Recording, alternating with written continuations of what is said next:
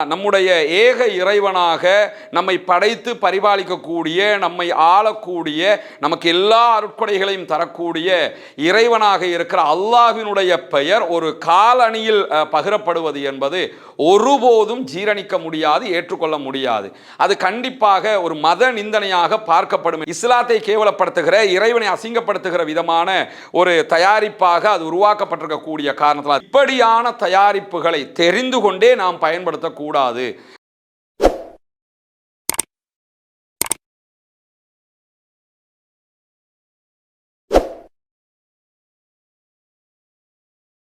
அன்புக்குரியவர்களே, நேற்று இரவுல இருந்து சமூக வலைதளங்களில் ஒரு செய்தி பரவுறதை நீங்கள் எல்லாரும் பார்த்துருப்பீங்க.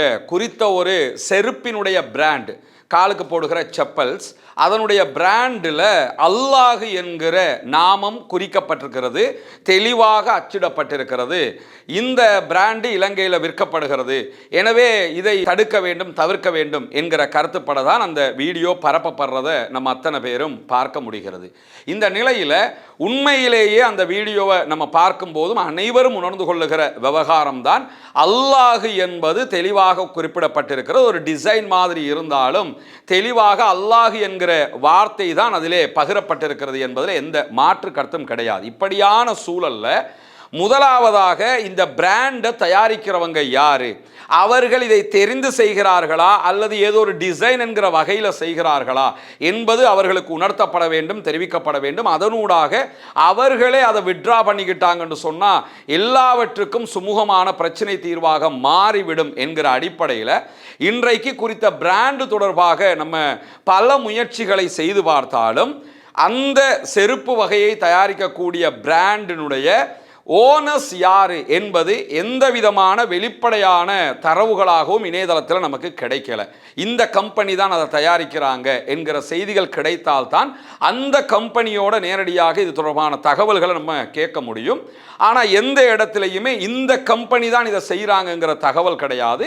ஆனால் அதனுடைய சேல்ஸை பண்ணக்கூடிய, அவங்களுடைய ஷோரூம்களுக்கு அனுப்பக்கூடிய இந்த மாதிரியான பல நிறுவனங்கள் செயல்பட்டு வருகிறார்கள். அந்த வகையில் நம்ம தொடர்பு கொண்டு இதனுடைய ஒரிஜினல் பிராண்டை தயாரிக்கக்கூடியவங்க யார் என்று கேட்ட நேரத்திலையும் அதை நீங்கள் கூகுள் பண்ணி தேடி எடுங்க அப்படிங்கிறாங்க. அவங்க சொல்லக்கூடிய நோக்கம் என்னன்னா, அவங்களுக்கு அந்த பிசினஸ் கான்டாக்ட் நமக்கு வந்துடக்கூடாது என்று அவங்க நம்ம பிசினஸுக்கு கேட்குறோம்னு நினச்சிக்கிட்டு தான் அந்த பதில்களை சொல்லி இருப்பதற்கான வாய்ப்பு இருக்கிறது. ஆனால் இலங்கையில் இருக்கக்கூடிய பிரபலமான செருப்புகளை தயாரிக்கக்கூடிய நிறுவனங்களுடைய பட்டியலில் கூட குறித்த பிராண்டினுடைய பெயர்கள் இடம்பெறவில்லை. இதே நேரத்தில் ஃபேஸ்புக்லையும் இன்ஸ்டாகிராம்லையும் சில பேஜுகள் இருக்கிறது.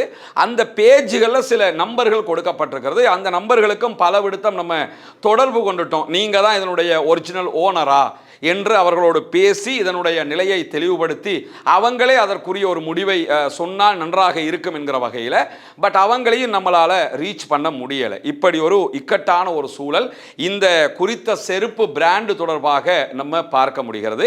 இந்த நேரத்தில் தான் சமூக வலைதளங்கள் அது பரவலாக வைரலாக பரப்பப்படக்கூடிய நிலையையும் நம்ம பார்க்க முடியும். இப்படி ஒரு இக்கட்டான சூழல் இருக்கிற போது நாம் என்ன செய்யலாம் என்பது இந்த இடத்தில் மிக முக்கியமானது. ஏன்னா நம்முடைய ஏக இறைவனாக நம்மை படைத்து பரிபாலிக்கக்கூடிய, நம்மை ஆளக்கூடிய, நமக்கு எல்லா அருட்கொடைகளையும் தரக்கூடிய இறைவனாக இருக்கிற அல்லாஹ்வினுடைய பெயர் ஒரு காலணியில் பகிரப்படுவது என்பது ஒருபோதும் ஜீரணிக்க முடியாது, ஏற்றுக்கொள்ள முடியாது.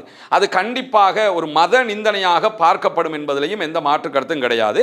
இதற்கு எதிராக நம்ம சட்ட நடவடிக்கை எடுக்கிறோன்னா கூட இதனுடைய ஒரிஜினல் தயாரிப்பாளர்கள் யார் என்பது கண்டறியப்பட வேண்டும். அதற்கான முயற்சிகளை நம்ம தொடர்ந்து முன்னெடுத்து கொண்டு வரக்கூடிய சூழல்ல சகோதரர்களுக்கு நம்ம தெரிவிக்கிற ஒரு அன்பான அறிவுரை என்னன்னு கேட்டால், இந்த குறித்த பிராண்டில் இஸ்லாத்தை கேவலப்படுத்துகிற, இறைவனை அசிங்கப்படுத்துகிற விதமான ஒரு தயாரிப்பாக அது உருவாக்கப்பட்டிருக்கக்கூடிய காரணத்தால் தெரிஞ்சும் செஞ்சிருக்கலாம், தெரியாமலும் செய்திருக்கலாம், எப்படி செய்திருந்தாலும் அது இறைவனை கேவலப்படுத்தக்கூடிய விதமாக இருக்கிறது என்கிற காரணத்தினால நம்ம முதல்ல என்ன பண்ணலாம்னா, இப்படியான தயாரிப்புகளை தெரிந்து கொண்டே நாம் பயன்படுத்தக்கூடாது. ஒரு காரியத்தை நம்ம செய்ய போறோம்னா இதுக்கு பிறகு பிறகு ஒரு செருப்பை வாங்குறீங்கன்னா அதில் அப்படி இருக்குதா என்று பார்த்து விட்டு நம்ம வாங்கணும். இந்த மாதிரியான செயல்பாடுகள் இருக்கக்கூடியவற்றை நாம் பயன்படுத்தக்கூடாது. பயன்படுத்துகிறவர்களுக்கும் நீங்கள் இதை பயன்படுத்தாதீங்க, மத நிந்தனையாக இருக்கிறது, எங்களுடைய இறைவனை அசிங்கப்படுத்தும் விதமாக இருக்கிறது என்கிற செய்திகளை நம்ம அன்பாக பண்பாக உணர்த்துகிற போது நம்முடைய தொப்புள் கொடி உறவுகளாக இருக்கக்கூடிய மாற்று மத அன்பர்கள் கூட அதை புரிந்து கொள்வார்கள். ஓகே, அவர்களுடைய கடவுளை அசிங்கப்படுத்தும் விதமாக இது தயாரிக்கப்பட்டிருக்குன்னா நம்ம கூட அதை நம்ம செய்யக்கூடாது என்கிற மனோநிலையை அவர்கள் புரிந்து கொள்வார்கள். எனவே எங்க தரப்புல இருந்து ஒரு சமூகத்துக்காக, சமூகத்தில் இருக்கக்கூடிய ஒரு அங்கமாக நாம் நம்முடைய முயற்சிகளை தொடர்ந்து செய்து வருகிறோம். சம்பந்தப்பட்ட பிராண்டை ரீச் பண்றதுக்கு இதே நேரத்தில் சில சமூக வலைதள பதிவுகளில் நம்ம பார்க்க முடிந்தது, சம்பந்தப்பட்ட பிராண்ட் வந்து பகிரங்கமாக மன்னிப்பு கேட்டிருக்கிறாங்கன்னு உறுதிப்படுத்தப்பட்ட வகையில் இதுவரைக்கும் அப்படி எந்த விதமான உறுதியான செய்திகளும் வெளியாகல.